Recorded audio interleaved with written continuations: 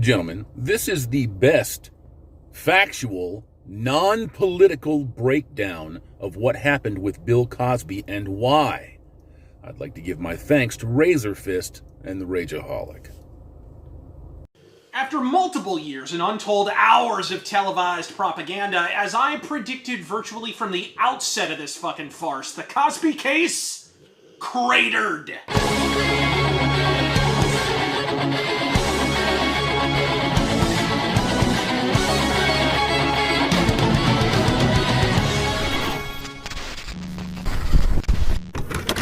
I've meant to make a Cosby case video for a piping hot fucking minute for at least the last 2 years, in fact, which is frankly as much an indictment of my outright procrastination as it is of the nebulous nature of the facts of the case. Not to mention the Judge Dredd fucking show trial Bill Cosby was ultimately given. Let's just say this at the outset.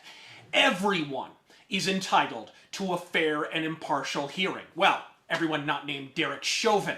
While I will always assume innocence without adequate proof, having never been among the women in proximity to Cosby during the alleged events, I can never really know for a mortal fucking certainty whether the events occurred or didn't. Although, as you'll see, some of the Cosby allegations were later proven irrefutably in court to be rank fucking fabrications. What I do know is that Bill Cosby didn't receive a fair trial for a fifth of a fucking shit. An immaterial matter, you say? Utterly irrelevant, so long as justice was served, you enjoin. Not so fast, simp. Because as I've learned from the West Memphis 3 or the more recent railroading of John Schaefer for the insurrectionist activity of pointing a fucking finger, there but for the grace of God, go you! If one of the wealthiest men in the world, a fixture in American homes who damn near bought NBC with pocket change, could get reamed by a runaway judiciary spurred by media-manufactured Me Too hysteria, what in the fuck chance do you think you have, asshole? And folks, believe me when I say Cosby couldn't have been railroaded any harder if John Henry had prosecuted his ass in a courtroom caboose with a drunken Amtrak conductor presiding, but let's head off the obvious idiotic rejoinder making the rounds on anti-social media before we peel this onion, though, shall we? He wasn't proven innocent. He was only released on a technicality.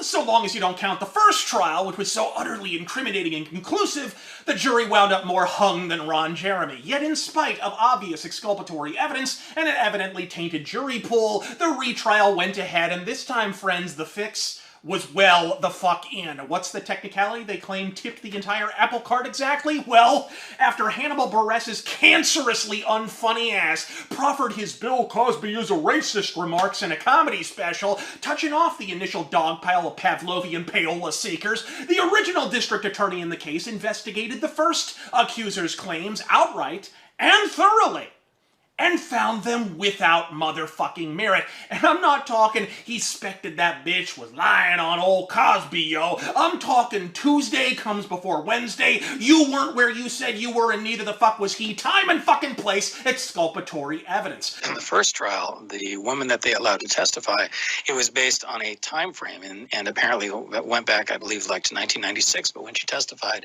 it reverted back to actually 1990 was the date.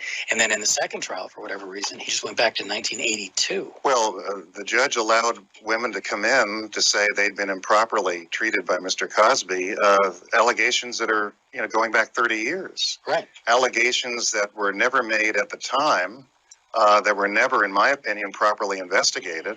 And suddenly you're cluttering the trial with these accusers. Disproved the claims. Out fucking right. Think the broad who claimed just in time for the 2016 election that Donald Trump had groped her in coach class on a flight on the wrong airline that there's no evidence Trump ever fucking took. Why is this fact pertinent? Because Cosby's innocence was so persuasive to the DA, he formally declared he would not prosecute, and he had to do this before Cosby would agree to record a video deposition. Yes, folks, it was that fucking deposition. The video everyone says proves Cosby's guilt because he admitted to giving women drugs in the 70s, when lewds and Spanish fly were voluntary fucking party drugs. The entire context of which was never once explained to the court case that wasn't legally allowed to happen when they screened the deposition that was illegally admitted into evidence. If you consider two simultaneous constitutional rights violations preceded by a DA finding no compelling case to even fucking prosecute to be a technicality, technicality, then sure shit, dick.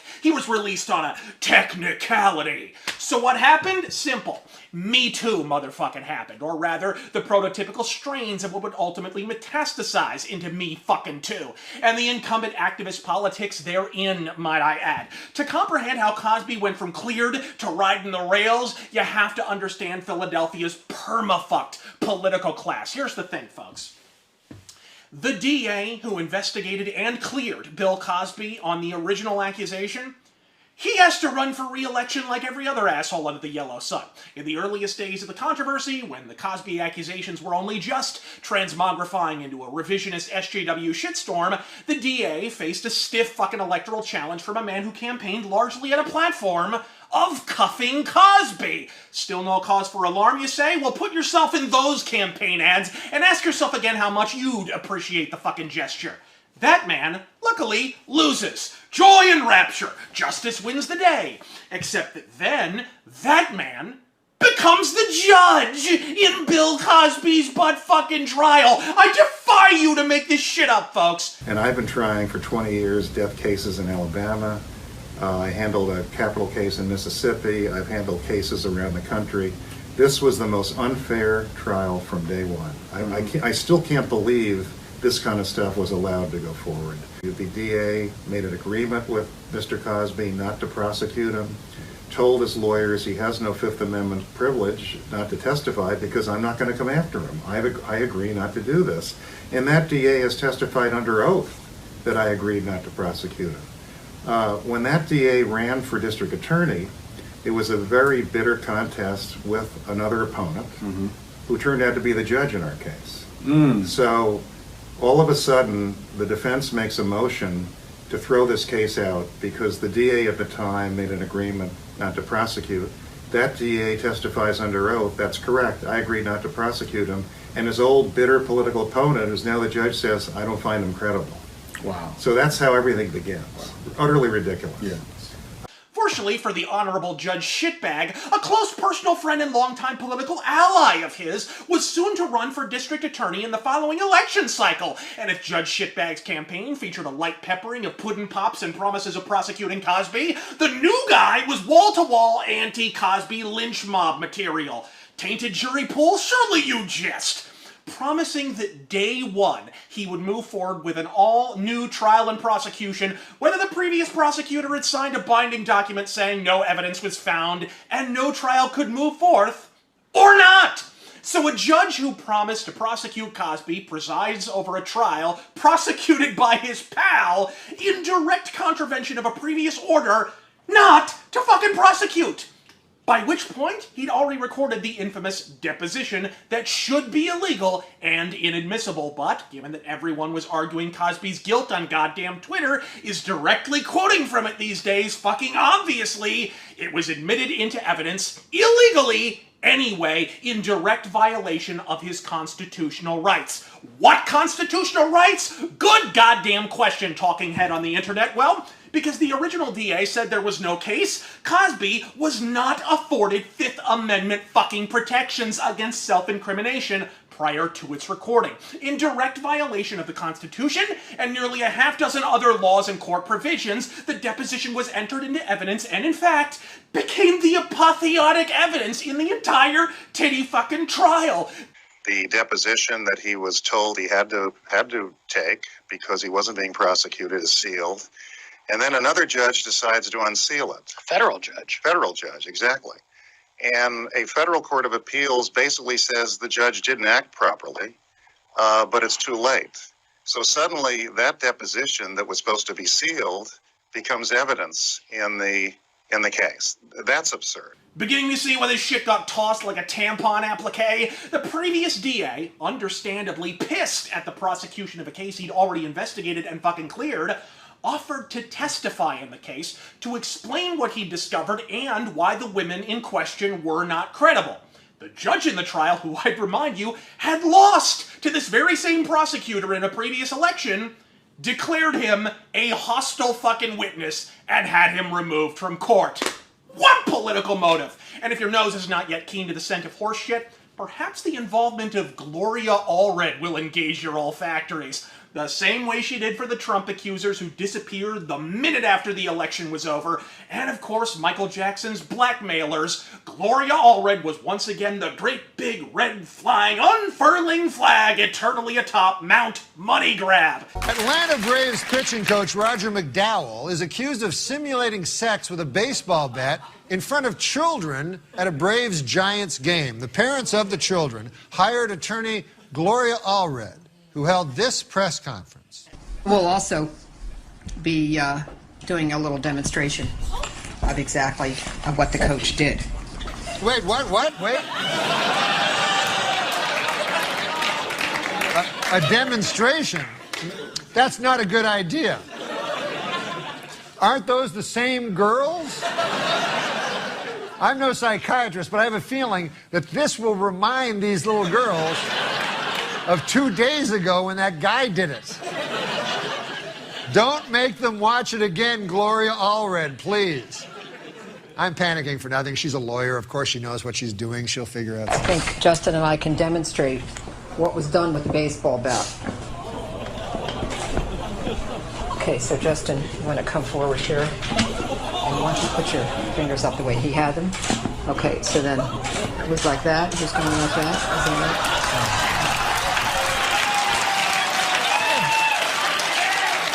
Wait, what? Wait. What? How long does she keep bat sexing that guy's hand? That's... Oh, wait, what? No. Is this for the people who missed it the first time? No. Please. Look, I didn't go to law school, but I don't believe lawyers do this.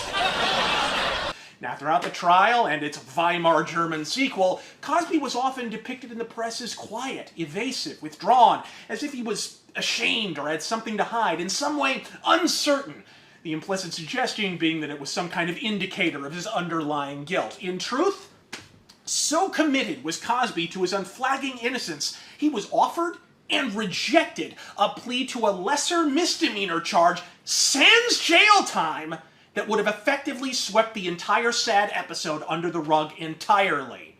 He turned it down just to maintain his fucking innocence. Name one motherfucking muckraking journalist that reported this fucking fact in the press, let alone weighted their hyperventilative coverage with it. I'll fucking wait. How about those Suns?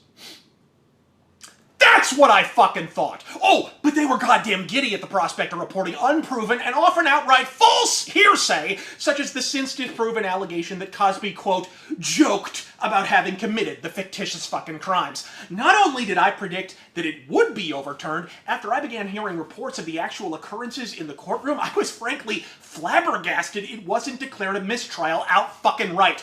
To which all too many will reply, but look at all the accusers. I mean, my God, there's 60 of them. Where there's smoke, there's gotta be fire. Evidently, you've never driven a Yugo. But you're right. That's when the dog pile truly fucking commenced, eventually tipping the scales at 60 entire accusers. And that is a terrible thing to rely on as an indication of his guilt, because the one who arguably touched off that avalanche was supermodel turned sausage casing Janice Dickinson, whose lurid accounts of being accosted by Cosby at his residence were Lindbergh baby kidnapping caliber fodder for the shitheels in the press. The unresolved issues due to rape from Bill Cosby, I'm just starting to exhale. And I will say this, I sobbed all weekend, not just for me, for what's going on with these other women. I'm in huge gratitude to the Los Angeles Police Department, Thank you guys and gals out there. It's about time that this guy gets his comeuppance. Prior to Dickinson disengaging her temporal mandibular and weaving her fucking fantasy yarns, there were 2 entire accusers, at least one of whom had already been vetted, investigated, and found to be fucking false by the prosecutor.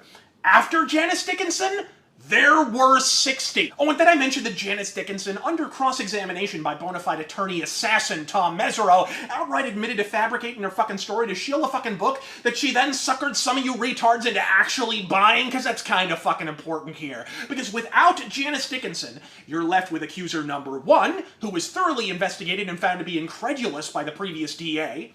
Accuser number 2, who hitched her wagon to accuser number 1, thereby discrediting her entire story in the process. And of course, accuser number 3, Janice Dickinson, who admitted to lying on the fucking witness stand.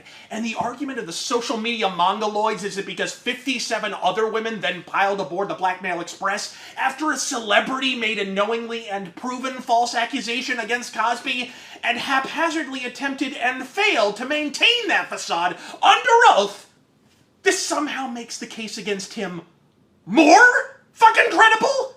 Come again, asshole? I've seen games of Cards Against Humanity with more consistent internal logic. Oh, and hey, I mentioned jury tainting earlier. As a complete hypothetical, of course. Did I happen to mention that a juror who left the trial later testified that one of their fellow jurors uttered the words, "Cosby is guilty," and quote, "we won't have to deliberate long," before the trial even fucking commenced? The judge, even being informed of this fact by the departing juror, declined to remove the other juror. So long as we're on that subject, you just might want to keep that in mind. Or what about during the testimony portion of the case, when 2 separate witnesses turned to the jury in a simultaneous, obviously coordinated attack and shrieked the words, "You know what you did to me," and Bill Cosby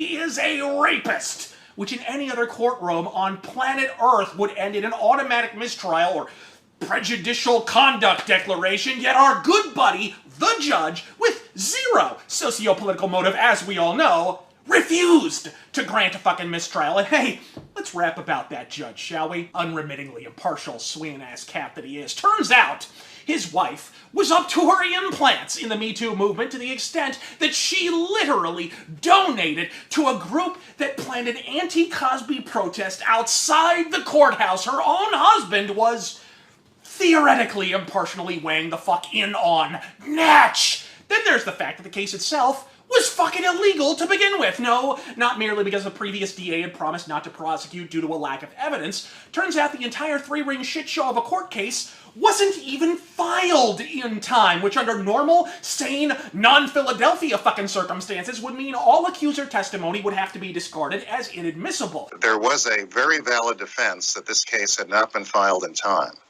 And we made a motion to that effect, requested an evidentiary hearing. Judge wouldn't grant the evidentiary hearing and wouldn't rule on the motion.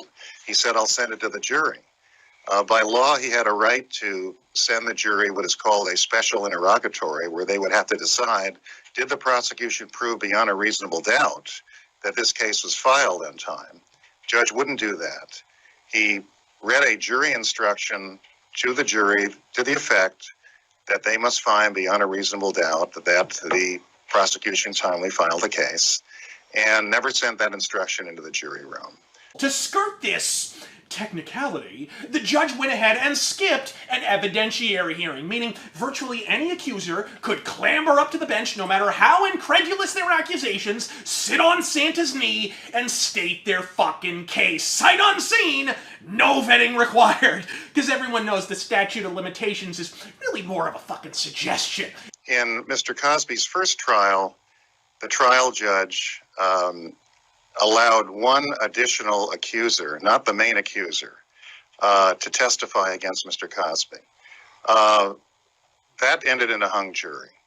Then you have the Me Too movement roaring through society, very powerful, very emotional. So the movement takes off and we have a retrial, and the judge decides to allow not just one other so-called accuser, but 5. He ups the number from 1 to 5. These are people that Mr. Cosby isn't even charged, it never has been charged with doing anything improper to. So the judge won't give any reasons.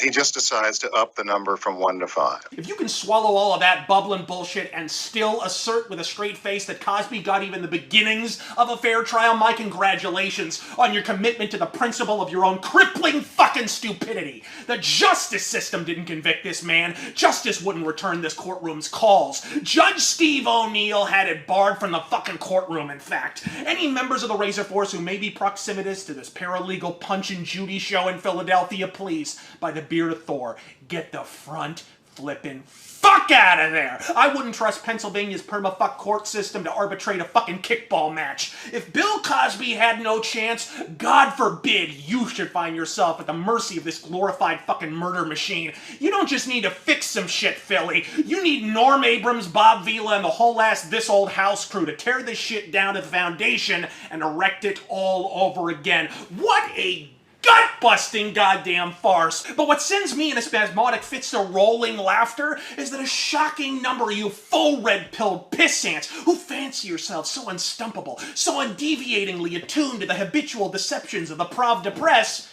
swallowed this shit sandwich whole and are actually pissed he was released. And some of you vapid fuckers still won't admit you're wrong. Subsisting in a more comforting deception is inevitably more agreeable to your sensibilities. Well, bitch, the truth ain't agreeable, and neither the fuck am I. Fuck you! I was right! Razor fist out!